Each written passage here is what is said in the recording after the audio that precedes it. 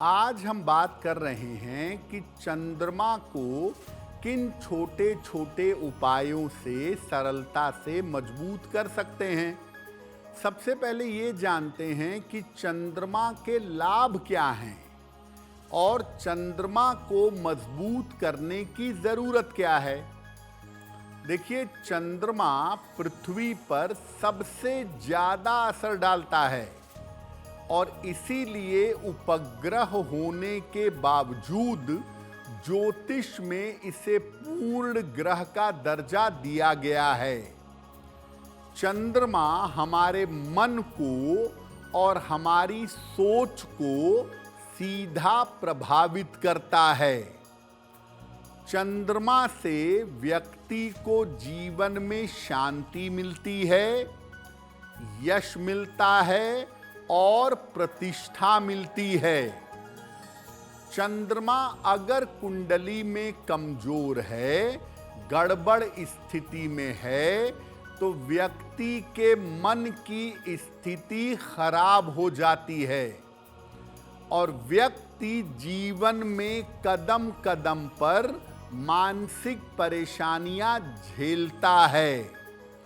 चंद्रमा आपके मन को बुरी तरह प्रभावित करता है और आपकी मानसिक चिंताओं को और तनाव को बढ़ा देता है। जीवन में कभी भी चैन और शांति नहीं रह पाती अगर चंद्रमा कुंडली में कमजोर है या चंद्रमा की स्थिति ठीक नहीं है। तो सब कुछ होने के बावजूद आप मानसिक रूप से चैन और सुकून से नहीं रह सकते।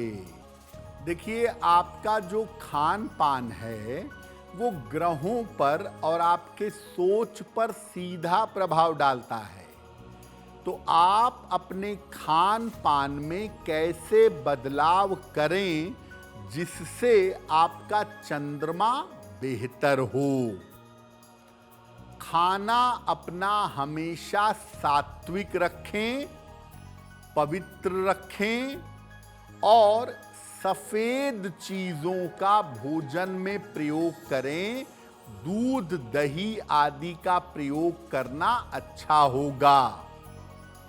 रात के समय ज्यादा भारी भोजन ग्रहण न करें।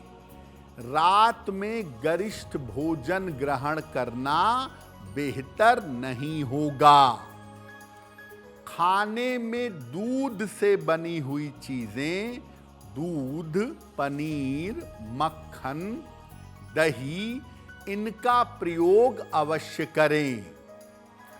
चांदी का एक गिलास ले लें और जब भी पानी पिएं, दूध पिएं, चांदी के पात्र से पिएं या रात में एक पात्र में जल भरें, उसमें चांदी का सिक्का डाल दें और सुबह उस जल को पिएं। ऐसा करने से चंद्रमा के तत्व आपके शरीर में मजबूत होंगे और जब चंद्रमा का तत्व शरीर में मजबूत होगा तो चंद्रमा की समस्याओं से छुटकारा मिलेगा। देखिए, आपके ऊपर जिस ग्रह का प्रभाव होता है, जीवन में आपका व्यवहार भी वैसा ही होता है। तो अगर चंद्रमा को आप मजबूत करना चाहते हैं तो अपना व्यवहार चंद्रमा के समान बनाना पड़ेगा। तो अपने व्यवहार के द्वारा चंद्रमा को कैसे मजबूत करें? स्त्रियों और छोटे बच्चों के साथ अपना व्यवहार हमेशा ठीक रखें। स्त्रियों के साथ, छोटे बच्चों के साथ मधुर व्यवहार रखना चाहिए। अपनी माता का विशेष सम्मान करें, नियमित रूप से उनको प्रणाम करें, उनका आशीर्वाद लें। जो निर्धन महिलाएं हैं उनकी सहायता करें। अन्न से, वस्त्र से, जैसे भी संभव हो सहायता करें। अपने चेहरे पर और अपने स्वभाव में शालीनता रखें। चीख करके जोर से मत बोलें। आराम से, विनम्रता से बात करें और विनम्र व्यवहार रखें। घर से निकलते समय रोज मिश्री खा करके निकलें। अगर आप अपने व्यवहार को मधुर और कोमल बनाएंगे, स्त्रियों की देखभाल और सहायता करेंगे, बच्चों का ध्यान रखेंगे, चंद्रमा के अंदर शक्ति आएगी और चंद्रमा मजबूत होंगे। तो चंद्रमा को अपने खान पान के द्वारा, अपने व्यवहार के द्वारा आप कैसे मजबूत करेंगे, ये तो आपने समझा। अब चंद्रमा को मजबूत करने के और कुछ उपाय भी हैं, वो भी जानिए। चंद्रमा को अगर मजबूत करना चाहते हैं तो चांदी का प्रयोग जरूर करें। चांदी का कड़ा पहने, चांदी का छल्ला पहने, चांदी की चेन पहने तो अच्छा रहेगा। शुक्ल पक्ष में चंद्रमा को अर्घ दीजिएगा। शुक्ल पक्ष में रात को जल में सफेद फूल डालकर चंद्रमा को अर्घ दीजिए, जल दीजिए और चंद्रदेव से कृपा की प्रार्थना करिए, लाभ होगा। एक सफेद रंग का साफ रुमाल हमेशा अपने साथ में रखिए। रोज रुमाल बदलते रहिए। सफेद रुमाल रखने से लाभ होगा। और सफेद खुशबू वाले फूलों के पौधे घर में लगाइएगा। सफेद फूलों के पौधे जो खुशबू वाले होते हैं, इनको अपने घर में लगाएं।